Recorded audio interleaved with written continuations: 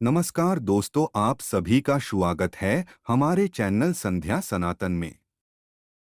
कश्यपोत्रिर्भरद्वाजो विश्वामित्रो गौतमः जमदग्निर्वसिष्ठश्च सप्तैते ऋष्यः स्मृताः गृह्णन्त्वर्ध्य मया दत्तं तुष्टा भवत में सदा। दोस्तों, आप सभी को ऋषि पंचमी की हार्दिक शुभकामनाएं। आज के इस वीडियो में आप जानेंगे ऋषि पंचमी तिथि, शुभ मुहूर्त, पूजा विधि और ऋषि पंचमी की कथा के बारे में। दोस्तों, हम सभी से जीवन में कुछ न कुछ गलतियां होती हैं। खासकर किसी व्रत के दिन हम जाने अनजाने में कुछ भी ऐसा कर लेते हैं जिसका बड़ा भारी दोष हमें लग सकता है। और व्रत के दिनों में जो महिलाएं हैं या कन्याएं हैं, यदि उन्हें पीरियड्स हो जाएं और पीरियड्स की अवस्था में जाने अनजाने में किसी भी पूजन सामग्री को यदि छू लेती है, तो ऐसे में जो पाप लगता है उससे बचने के लिए हर साल भाद्रपद मास के शुक्ल पक्ष की पंचमी तिथि को एक व्रत किया जाता है जिसे ऋषि पंचमी व्रत कहते हैं। इस व्रत को रखने से जाने अनजाने में किए गए हर पाप का, हर गलती का प्रायश्चित हो जाता है। तो इस दिन सप्त ऋषियों की पूजा की जाती है, साथ ही माता अरुंधति की पूजा की जाती है। किसी भी व्रत के दिन यदि जाने अनजाने में या कोई भी जीव हत्या हो जाए, जैसे कि अगर अनजाने में कोई चींटी भी आकर पैर के नीचे मर जाए, तो उसका बड़ा भारी दोष लगता है। साथ ही व्रत के दिन अपने शब्दों से किसी का दिल दुखाने से या फिर किसी भी व्रत में जो दान की सामग्री दी जाती है, यदि उसमें कोई कमी हो तो उससे लगने वाले दोष से बचने के लिए ऋषि पंचमी का व्रत हर भक्त को अपने जीवन में जरूर करना चाहिए। इस व्रत में दोपहर के समय विशेष पूजा की जाती है। दोपहर के समय तालाब में जाकर अपामार्ग की दातुन से दांत साफ करके अपने शरीर पर मिट्टी लगाकर स्नान किया जाता है। यदि ऐसा संभव न हो तो आप घर पर भी स्नान कर सकते हैं। नहाने के पानी में गंगाजल मिलाकर स्नान करना चाहिए।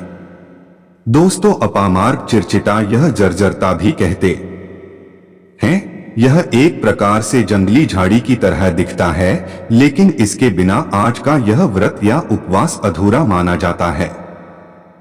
स्नान करके घर वापस लौटकर गाय के शुद्ध गोबर से पूजा की जगह पर लीपना चाहिए।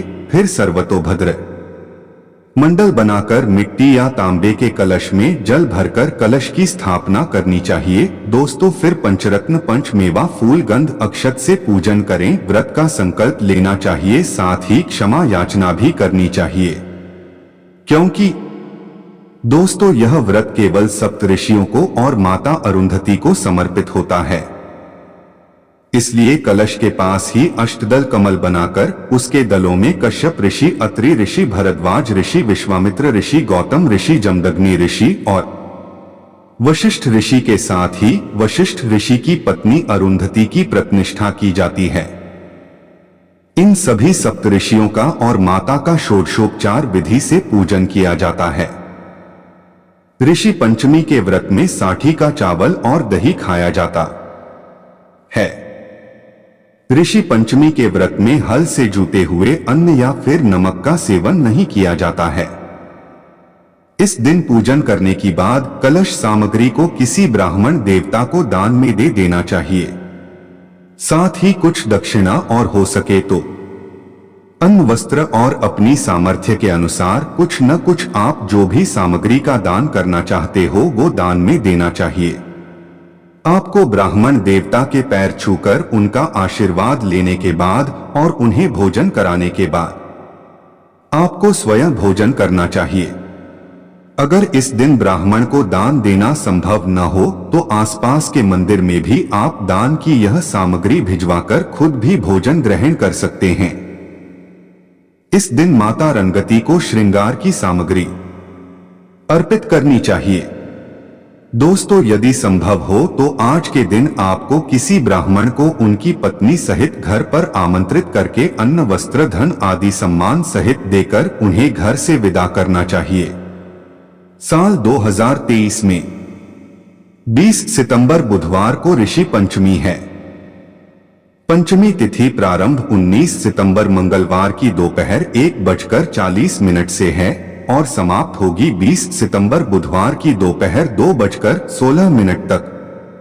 दोस्तों, आज के दिन क्योंकि दोपहर के समय ऋषियों की पूजा की जाती है, तो 20 सितंबर बुधवार को पूजा का शुभ मुहूर्त रहेगा सुबह 11:01 से दोपहर 1:28 तक है।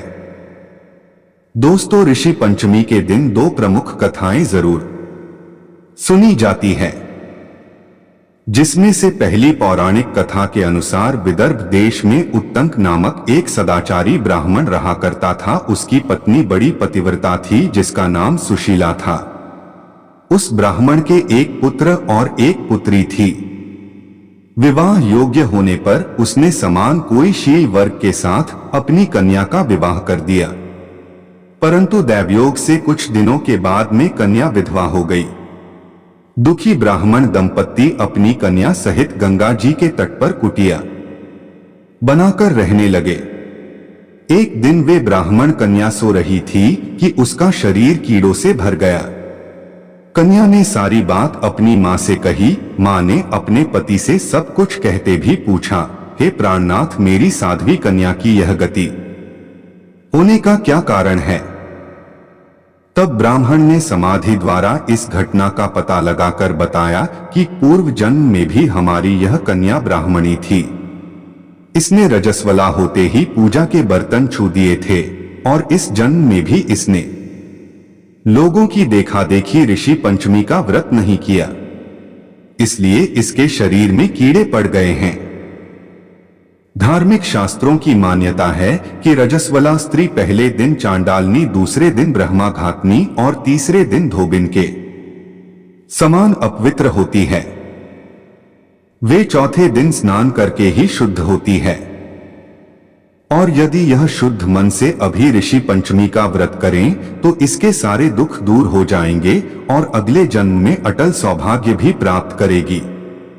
पिता की आज्ञा से तब पुत्री ने विधिपूर्वक ऋषि पंचमी का व्रत और पूजन किया, जिसके प्रभाव से वो सारे दुखों से मुक्त हो गई और अपने अगले जन्म में उसे अटल सौभाग्य सहित अक्षर सुखों का भोग भी मिला। अब सुनिए दूसरी पौराणिक कथा। दोस्तों, सतयुग में वितर्क नगरी में शेनजीत नामक एक राजा हुए। वह ऋषियों के समान थे। उन्हीं के राज्य में एक किसान रहता था जिसका नाम सुमित्र था। उसकी पत्नी जयश्री अत्यंत पतिव्रता थी। एक समय वर्षा ऋतु में जब उसकी पत्नी खेती के कामों में लगी हुई थी तो वह रजस्वला हो गई। उसको रजस्वला होने का पता लग गया था, फिर भी वह घर के कामों में लगे रहे। कुछ समय के बाद वे दोनों पति पत्नी अपनी अपनी आयु भोग कर मृत्यु को प्राप्त हुए। जयश्री अपने अगले जन्म में कुतिया बनी और सुमित्र को रजस्वला स्त्री के संपर्क में आने के कारण और उसके हाथों का बना भोजन करने के कारण बैल की योनि मिली। क्योंकि ऋतु दोष के अलावा इन दोनों का कोई भी अपराध नहीं था, इस कारण इन दोनों को अपने पूर्व जन्म का समस्त विवरण याद रहा।